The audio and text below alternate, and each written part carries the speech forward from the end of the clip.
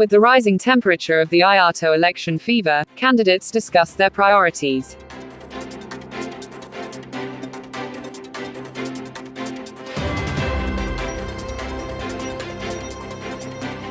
Our main agenda still is to how we have to revive the business if we are back after winning the elections.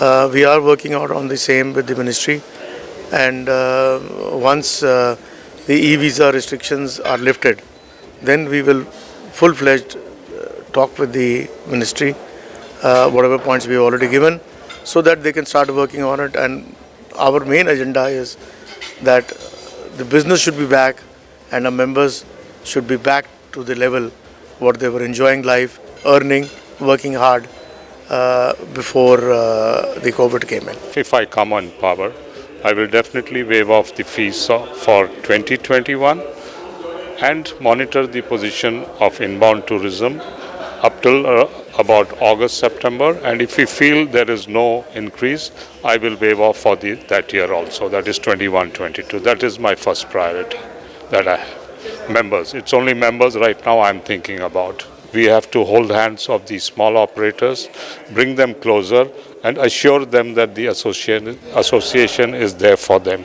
to stand behind.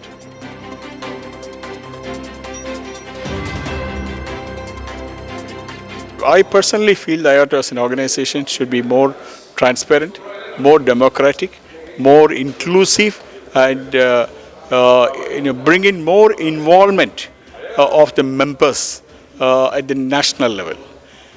In fact, representation from all over the country has to be there for Ayato's growth, which is required. At least about 5 to 8% of the membership should be in the executive committee, representing various regions, various segments, and various destinations, so that we will have vivid knowledge on the tourism sector from different states. Over the years, we have lost the focus where we should be going. What for the association is there? We are